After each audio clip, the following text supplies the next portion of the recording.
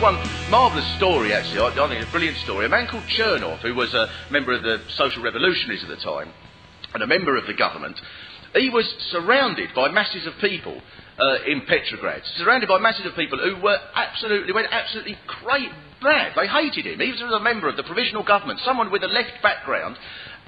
Why are you in the provisional government? Why are you doing it? Why aren't you giving the peasants the land? Why are you still prosecuting the war? How can you be doing it?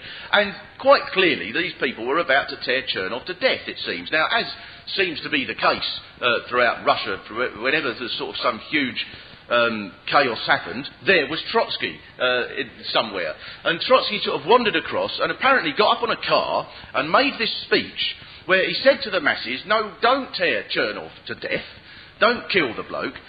This is not what the revolution is about. It's not just about, what is the point? We kill this one individual. That's not what we've got to do. We've got to win over the masses. There are still a great many people who haven't been won over to the idea of any reaction to all this.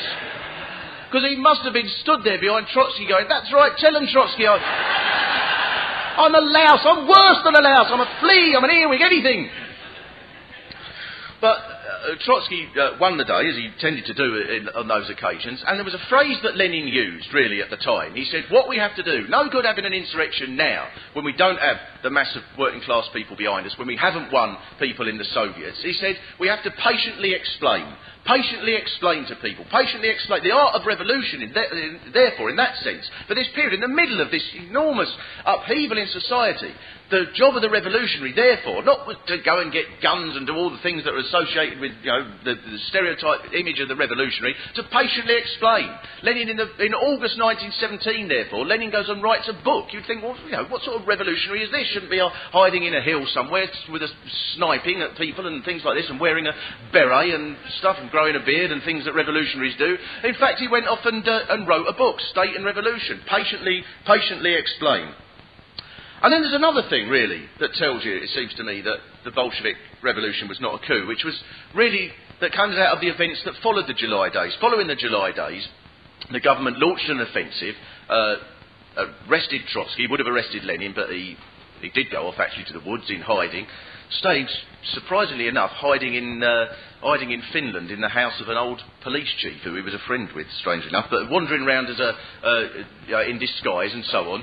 The Bolsheviks were attacked and called German spies and all this sort of thing in the press, and an offensive took place. However, the next event, really, I think, the Kornilov coup, shows the nonsense of the sort of Clare-Short idea, the idea that there could be, that if only things had stayed as they were after the February Revolution.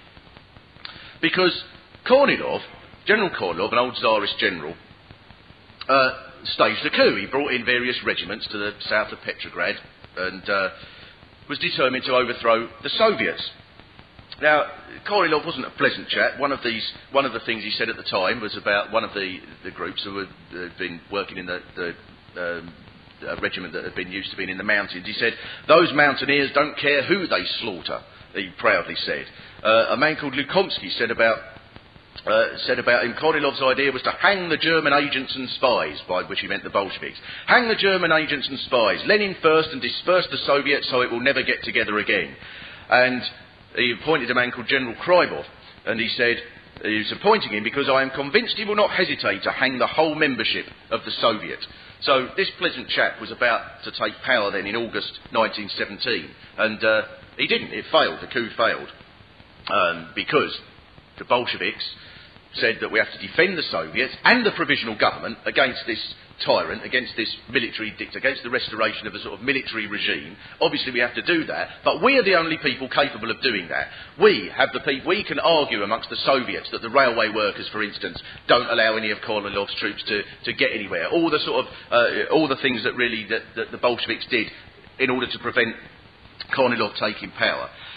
But then it emerged, really, after that there was something else. There was something else about the Kornilov coup, which is that far from it, although it was supposed to be, the idea was to overthrow the Soviets and the provisional government, the extraordinary thing was that at the start of the coup, it didn't take place with Kornilov just saying, I'm going to overthrow the provisional government. It started with Kerensky, the leader of the provisional government, approaching Kornilov and saying, will you overthrow the Soviets for me?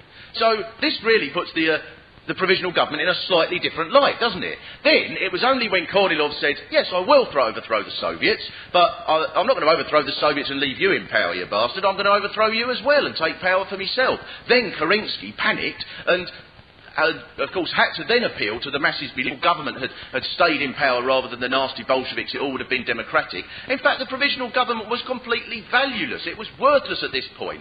At this point in August 1917, there were two enormous forces really pulling Russia in two different directions. There were two ways in which it could go. Either there could be a restoration of the military regime with all the brutality that would have been involved, hang the whole membership of the Soviet and so on and so forth. Either that could have happened, or there could have been a revolution of the masses. There were two things that could happen there, two forces in society that really shaped up in the Kornilov coup.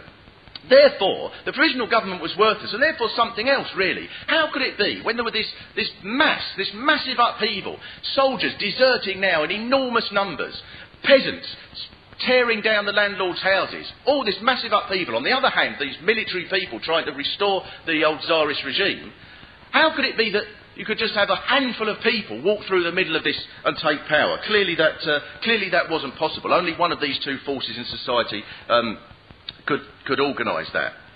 And then there were people afterwards that talked about, that confirmed that. A man called General Brusilov said 75% of the officers in the army cannot adapt to the Soviet regime, the new regime. Offended, they hide in their shells, not knowing what to do. Kerensky himself said that in the meetings of the provisional upheaval, an unprecedented level of upheaval. Peasants, as I say, stripping buildings, the landlords and fleeing and so on. A marvellous story about a man called Dybenko, who was a sailor. And Kerensky says that he wants to meet him. He's the Bolshevik leader of the sailors. And Dybenko says, tell him that if he wants to meet me, he will have to come here. I am not going to see him.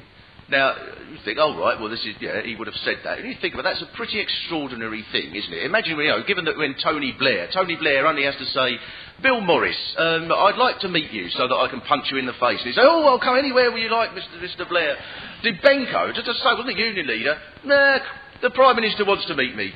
Well, tell him he can come round my house then. It's an extraordinary sort of level of... There were monks were chasing the abbots out of the monasteries. Nuns were sort of taking part in the revolution. Prostitutes even said that they were organised for liberty. We recognise that we must fight for liberty, equality and brotherhood. Every section of society, if you like. The Bolsheviks grew from even in the tiniest towns where they had 10, 20 members, were now finding that they had 20 or 30,000 members. There was one, now I haven't got the exact figures with me, you have to trust me. I think it was 14, there was a place called Ivanovo-Ozhnevensk, where I think in February 1917 they had 14 members, and by September 1917 they had 8,000 members, which seems to be, I think that the CC would be fairly happy with that if you rang up the centre and said that. Although, the marvellous thing is, I think some of those 14 were probably really pissed off. They were going, oh, I preferred it when there was just a few of us. So the government clearly was collapsing here under the weight of this enormous upheaval. Miliukov, remember, he was the first leader of the provisional government. He said the bourgeois republic is now supported only by the socialists of moderate tendencies, means the Mensheviks.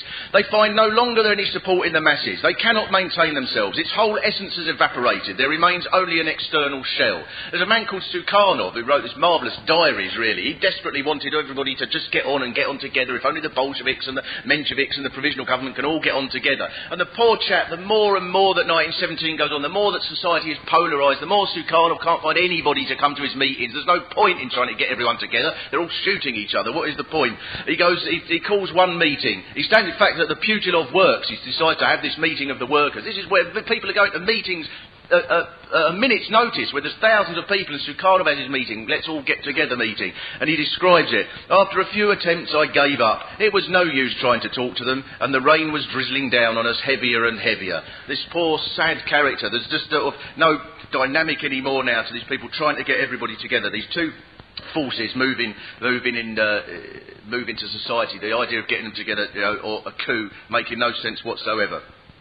Sukhanov incidentally made Trotsky laugh at one point when he turned up to a Soviet meeting and said, wouldn't it be nicer if we turned today's Soviet meeting into a celebration for Maxim Gorky's 50th birthday instead of having the meeting? None of it making any sense.